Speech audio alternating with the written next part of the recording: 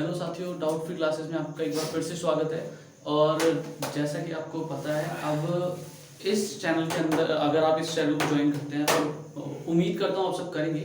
इसके ऊपर आपको सब कुछ मिल जाएगा। आपको कहीं भी दूसरी जगह हम कोशिश, हमारी टीम और हम कोशिश ये कर रहे हैं कि आपको सब कुछ इस चैनल पर अवेलेबल हो रहा है। आज हम बात करेंगे संविधान की।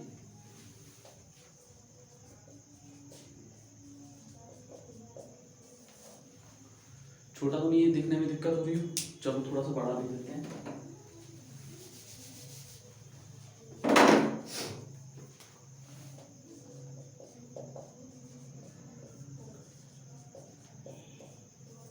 संविधान।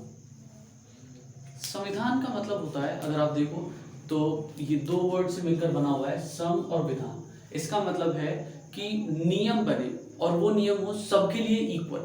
मतलब अगर कोई रूल बना है, कोई भी रूल बना है, कोई रूल है या नियम है, तो वो सबके लिए समान, सबके लिए इक्वल हो। ऐसा नहीं कि वो रूल किसी के लिए अलग है, किसी के लिए अलग नहीं है, किसी कास्ट स्पेसिफिक या फिर किसी पर्सन स्पेसिफिक के लिए वो नियम कुछ नहीं है, और किसी कास्ट स्पेसिफिक के लिए, किसी पर्सन स्पेसिफिक के लिए वो नियम मानना जरूरी है, नहीं। अगर कोई रूल बना है, कोई नियम बना है, तो सबके लिए इक्वल है। ये हम बात करेंगे भारत के संविधान की। किसकी बात करेंगे? भारत के संविधान की। अब भारत का संविधान अगर आप देखोगे तो हिस्ट्री बहुत लंबी चली आ रही है, लेकिन सबसे पहला, अगर आप भारत के संविधान में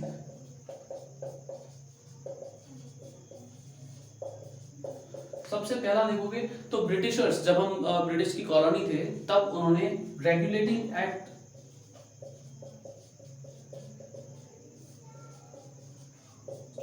1773 में पास किया था। ये जो एक्ट था, ये एक्ट पहला, मतलब कॉन्स्टिट्यूशन बनने की तरफ पहला ये एक्ट था।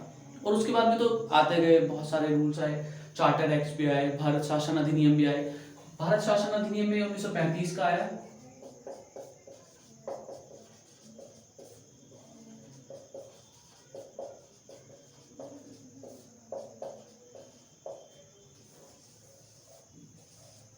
भारत शासन अधिनियम 1935, इनकी थोड़ी थोड़ी नॉलेज दे रहा हूं। जैसे भारत शासन अधिनियम के अंदर जो अनुसूचियां थी, उनकी संख्या थी 10, और जो धाराएं थी या फिर आर्टिकल्स जिन्हें हम बोलते हैं, अनुच्छेद जिसे हम बोलते हैं, वो थी 321। इसी के अंदर प्रांतों से द्वैत शासन को खत्म कर दिया गया और केंद्र के अंदर द्वैत शासन लगा दिया गया। ये चीजें थोड़ी सी याद करने की हैं, और ये हिस्ट्री का पार्ट है। किसी दिन हम हिस्ट्री, पूरा संवैधानिक कॉन्स्टिट्यूशन की जो हिस्ट्री पढ़ेंगे, संविधान की इतिहास पढ़ेंगे, इतिहास, संविधान का इतिहास, उसके अंदर ये सारे के सारे नियम्स के बारे में बात करेंगे। अभी जो हम बात कर रहे हैं, वो हम बात कर रहे हैं केवल संविधान सभा से रिलेटेड, इससे रिलेटेड। तो संविधान सभा से रिलेटेड जो भी इंपॉर्टेंट जो चीजें थी, उनके बारे में हम डिस्कस करेंगे। 1935, और जैसा हमें पता ही है, मोस्ट ऑफ द पार्ट जो है हमारे कॉन्स्टिट्यूशन का आज भी, वो हमने किससे रखा है? भारत शासन अधिनियम 1935 के जो आर्टिकल्स हैं, जो धाराएं हैं, उससे ले रखा है। अभी हम पढ़ेंगे, इसको मैं मिटा दे रहा हूं, ये जानकारी के लिए था। तो भारतीय संविधान की अगर हम बात करें, तो भारतीय संविधान के लिए सबसे पहले जो भारतीय संविधान की मांग की, वो की थी 1895 के अंदर बाल गंगाधर तिलक ने।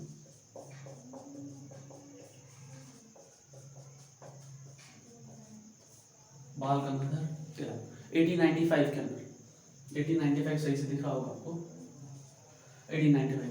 उसके बाद में अगर किसी पर्सन का नाम आता है तो वो आता है 1922, और इसमें नाम आता है महात्मा गांधी का।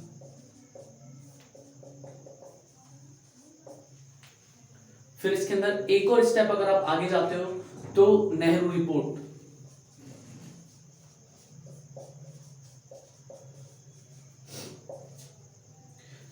इस नेहरू रिपोर्ट का सुनकर आप ये मत समझना कि इसके अंदर जवाहरलाल नेहरू अध्यक्ष थे, नहीं। जवाहरलाल नेहरू इस समिति के पार्ट थे, मतलब मेंबर थे इस कमीशन के, जवाहरलाल नेहरू भी, लेकिन इसके जो अध्यक्ष थे वो थे मोतीलाल नेहरू।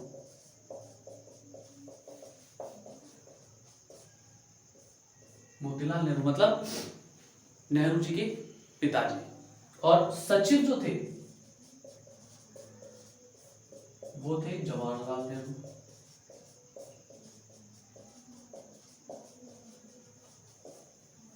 ये जो आई थी, ये आई थी 1927 के अंदर। कब आई थी? 1927 के अंदर। और 1929, अब हमें पता है 1929 के अंदर जवाहरलाल नेहरू ने क्या किया था? लाहौर अधिवेशन के अंदर बोल दिया था पूर्ण स्वराज्य की मांग कर दी थी।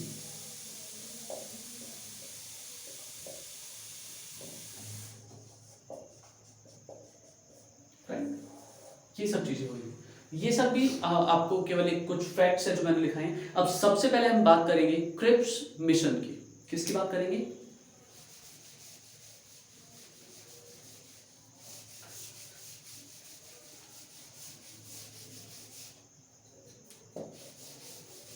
साफ नहीं हुआ थोड़ा सा, ठीक है। हम बात करेंगे क्रिप्स मिशन की।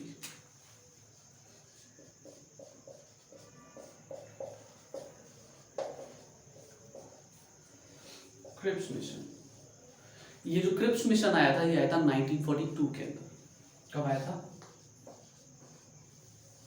1942 के अंदर। और मार्च में, कौन से महीने में आया? मार्च 12। ये एक सदस्यीय आयोग था। कैसा आयोग था? एक सदस्यीय।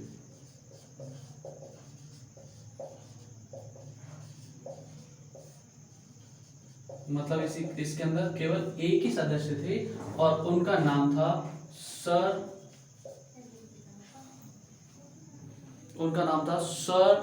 स्टेफोर्ड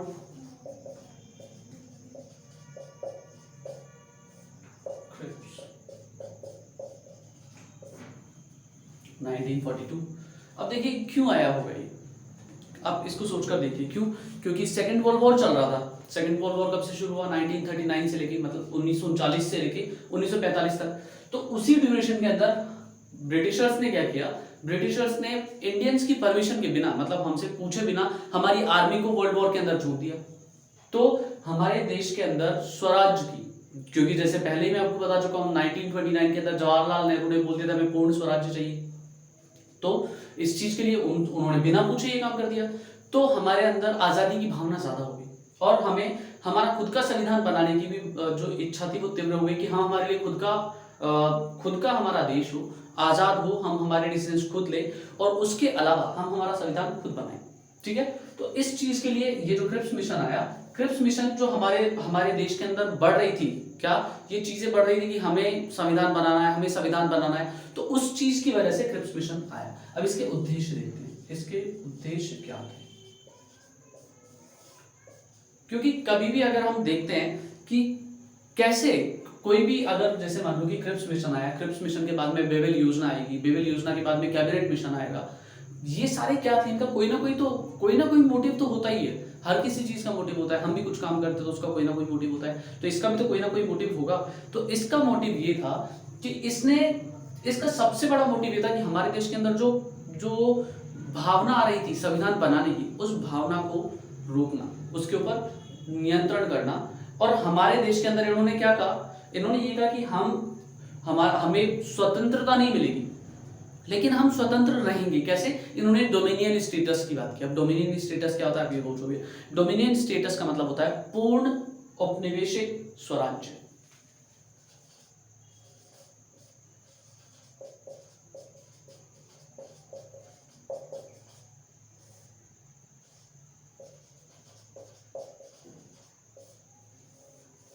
पूर्ण औपनिवेशिक स्वराज्य। अब पूर्ण औपनिवेशिक स्वराज्य का मतलब क्या होता है?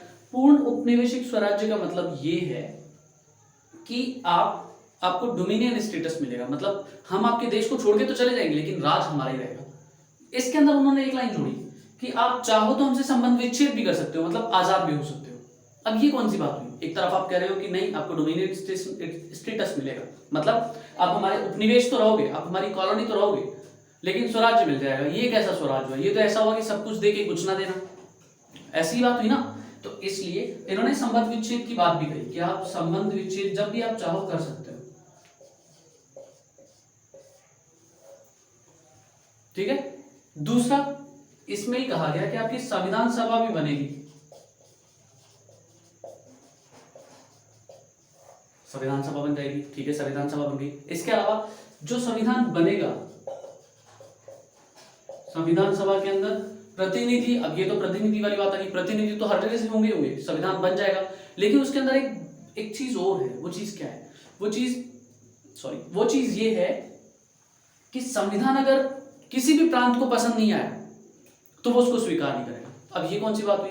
हमारे देश के अंदर रूल है, तो कोई रूल किसी को अच्छा लगे, कोई रूल किसी को अच्छा नहीं लगे, इसका मतलब ये थोड़ी ना कि जो उसको अच्छा नहीं लगे उसको हम नहीं मानेंगे। इसका एग्जांपल ऐसे लो कि हम एक स्कूल के अंदर गए, उस स्कूल के अंदर कुछ रूल्स बने हुए हैं।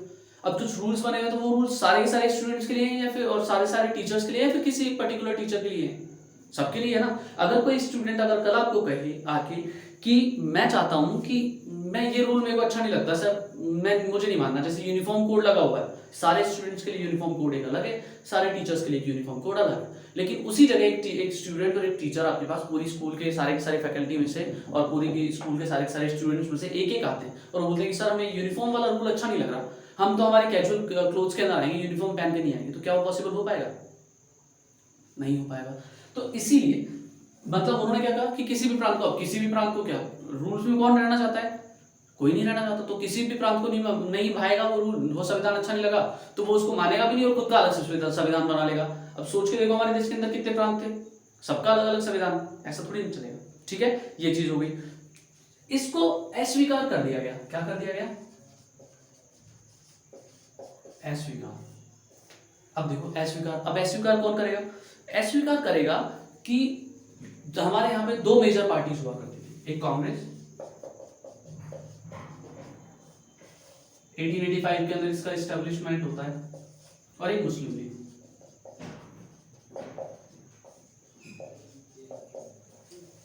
देखो मुस्लिम लीग वही है मोहम्मद जिन्ना वाली, है ना, जिसने पाकिस्तान की मांग की थी, लेकिन अभी जिन्ना बाद में आएंगे, मतलब आ चुके हैं, सॉरी 1940s के अंदर आ चुके हैं, उन्होंने पाकिस्तान की डिमांड भी कर दी थी, इसीलिए तो यह स्वीकार हुआ था। क्यों? क्योंकि जो कांग्रेस थी वो तो बोल रही थी कि हम पाकिस्तान नहीं चाहते, हम क्या नहीं चाहते हैं? पाकिस्तान। और उसकी एक इससे भी बड़ी एक डिमांड थी कि उन्हें पूर्ण स्वराज्य चाहिए था।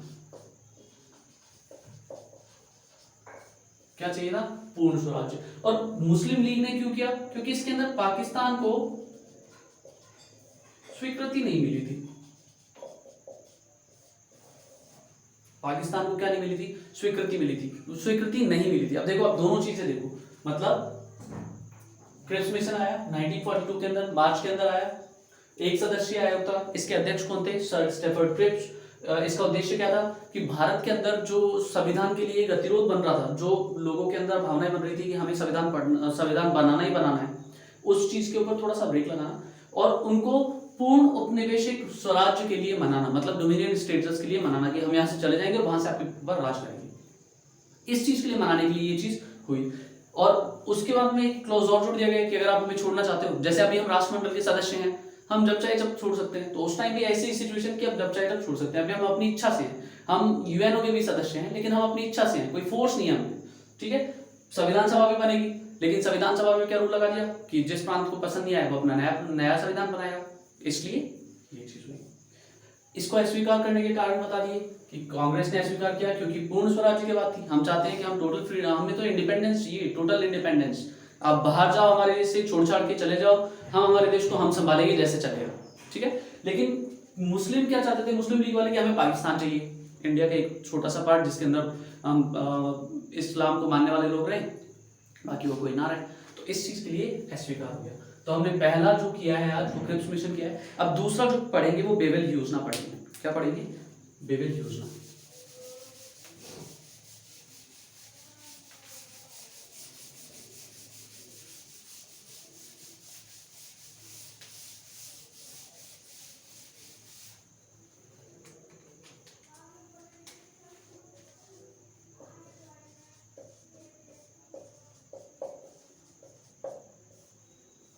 बेवेल योजना। अब बेवेल योजना कब आई? देखो बेवेल योजना सबसे पहले तो बेवेल योजना लेके कौन आया था? बेवेल योजना उस टाइम भारत के वायसराय थे, सॉरी आपको दिखा नहीं होगा,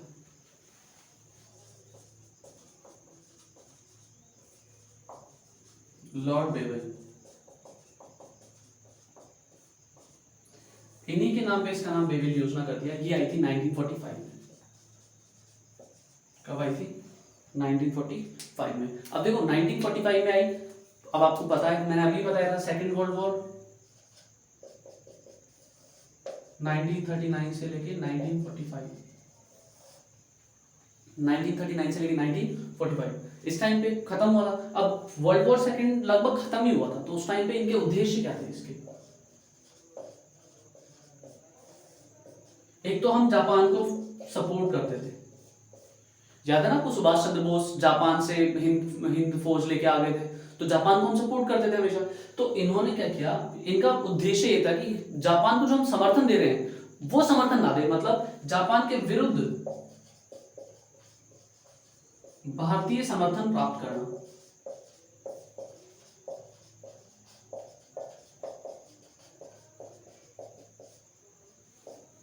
और दूसरा, ये तो कॉमन है ही कि संविधान के लिए जो भी संविधान बनाने की जो मांग उठ रही थी उस मांग को शांत करना।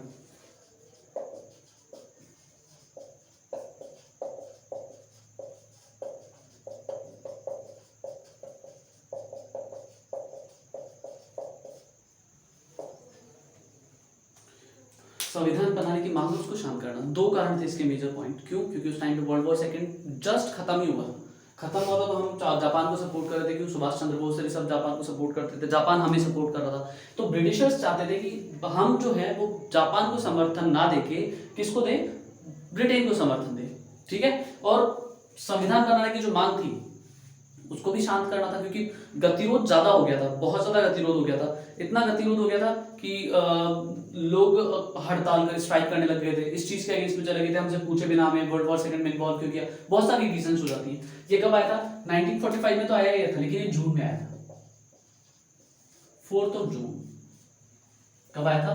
4 जून को। तो बेबल योजना आ गई, इसके दोनों उद्देश्य देख लिए। अब देखिए इसके अंदर प्रोविजंस क्या क्या थे, क्या क्या होना था इसके अंदर। पहली बात तो इसके अंदर एक प्रोविजन था कि वायसराय की कार्यकारिणी परिषद का गठन होगा। क्या? वायसराय की कार्यकारिणी परिषद का गठन।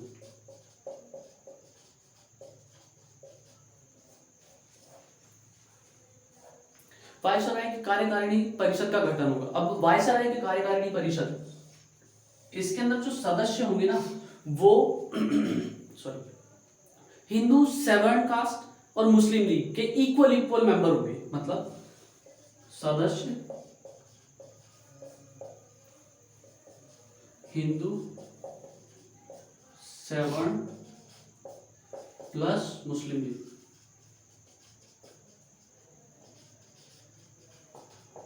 बराबर बराबर बराबर हो जाएंगे। और वायसराय को जो पावर है वो सैन्य पावर होगी, बाकी की सारी पावर भारतीयों को दे दी जाएंगी। बाकी की सारी पावर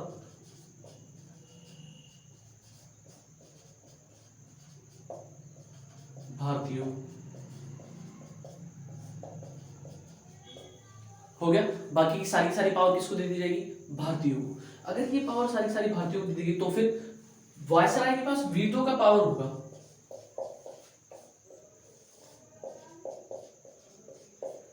वीटो का पावर जानते हो ना? वीटो का पावर मतलब होता है कि कोई भी आपके पास कोई भी एक्ट आया हो उसको आप अगर वीटो लगा देते हो तो बंद हो जाता है। जैसे यूएनओ के अंदर रशिया वीटो लगा देता है, चाइना वीटो लगा देता है, सारे वीटो लगा देते हैं। क्यों? क्योंकि वो उनको चीजों को रोकने के लिए। लेकिन इसके ऊपर एक क्लॉज लगा दिया गया कि वायसराय जब भी इसको यूज करेगा वो अकारण नहीं कर पाएगा, मतलब उसको कारण बताना पड़ेगा। कारण क्या करना पड़ेगा? बताना पड़ेगा कि वायसराय इसका उपयोग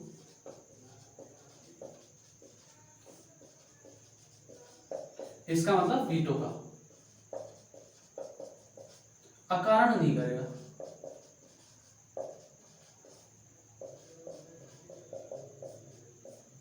वायसराय इस वीटो का उपयोग अकारण नहीं करेगा। ये भी बात पूरी हो गई। और इसके अंदर और भी पॉइंट्स थे। क्यों? क्योंकि क्विट इंडिया मूवमेंट, भारत छोड़ो आंदोलन चला था। मैं इसको मिटा देता हूं जिससे आपको और अच्छे से लिख पाऊं।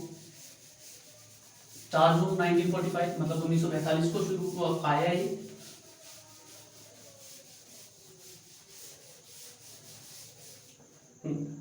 अब देखिए इसके बाद में भारत छोड़ो आंदोलन, इसकी हम बात क्यों कर रहे हैं बीच में?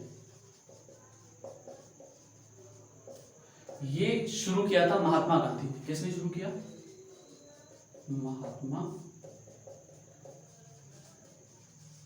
महात्मा गांधी जी ने। कब शुरू किया? 1942। और एक नारा दिया था इस टाइम पे उन्होंने, डू और डाई, करो या मरो। इस भारत छोड़ो आंदोलन के टाइम पर जो भी राजनीतिक नेता थे उन्हें बंदी बना दिया गया था, कैद कर लिया गया था, राजनीतिक बंदी। अब देखो इस बात को मैंने क्यों बताया, ये जो योजना थी इसके अंदर कहा गया कि जितने भी राजनीतिक बंदी हैं हम उनको आजाद कर देंगे। राजनीतिक बंदियों को क्या कर देंगे? राजनीतिक बंदियों को आजाद कर देंगे। अब देखो फिर भी, और कार्यकारिणी परिषद जो है वो अंतरिम राष्ट्रीय सरकार की तरह काम करेगी। जो कार्यकारिणी परिषद है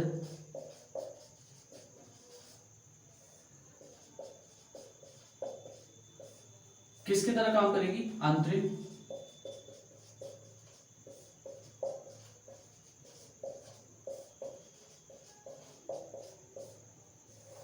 अंतिम राष्ट्रीय सरकार। मतलब कार्यकारिणी परिषद जिसमें कि वायसराय अध्यक्ष है, नेहरू जी या फिर जो भी उपाध्यक्ष भारतीय होगा, जिसके अंदर भारतीय सदस्य भी हैं, जिसके अंदर वायसराय को सारी सैन्य शक्तियां हैं, वायसराय के पास वीटो पावर है, वो कार्यकारिणी समिति जो है वो भारत की अंतरिम राष्ट्रीय सरकार की तरह काम करेगी। मतलब सारे के सारे रूल्स एंड रेगुलेशन बनाएगी, देश का प्रशासन कैसे चलेगा वो बनाएगी। ठीक है। अब इसको कांग्रेस और मुस्लिम लीग दोनों ही फिर से अस्वीकार कर देते हैं। कौन अस्वीकार? अब अस्वीकार कौन कौन करता है? अस्वीकार करता है तो कांग्रेस और एक मुस्लिम लीग।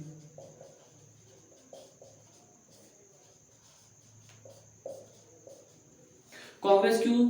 क्योंकि इसके अंदर कहीं ना कहीं थोड़ा सा ये था कि वो पार्टीशन का थोड़ा सा पॉइंट आ रहा था कि वो कहीं ना कहीं थोड़ा सा सपोर्ट कर रहे थे पाकिस्तान को। बहुत ज्यादा नहीं, ऐसे नहीं बोल रहे थे कि पाकिस्तान बनेगा ही बनेगा, थोड़ा सा सपोर्ट कर रहे थे। लेकिन कांग्रेस क्या बोल रही थी? अखंड भारत।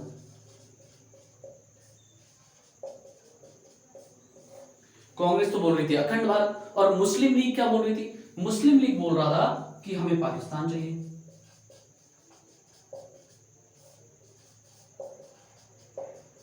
अब दोनों इस बात पे अड़े रहे। अगर अड़े रहे तो फिर से ये चीज विफल हो गई। मतलब ये क्या हो गया? फेल हो गया, विफल। क्या हो गया? विफल। अब देखिए आज हमने दो मिशन पढ़े हैं। पहला मिशन पढ़ा है हमने क्रिप्स मिशन, फिर क्रिप्स आयोग स्टैफोर्ड क्रिप्स वाला। फिर उसके बाद में बेवेल योजना पढ़ी, बेवेल का क्या प्लान था वो सारा का सारा पढ़ा।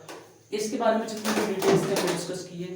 ठीक है। अब नेक्स्ट क्लास के अंदर हम पढ़ेंगे बेवेल योजना के बाद में क्या क्या टॉपिक है। जैसे शिमला समझौता हुआ, उसके बाद में कैबिनेट मिशन आया, कैबिनेट मिशन के बाद बेटन का प्लान आएगा, और ये सारी चीजें हम धीरे धीरे पढ़ेंगे, धीरे धीरे कवर करेंगे। आज के लिए इतना ही, नेक्स्ट वीडियो में मिलते हैं। Thank you.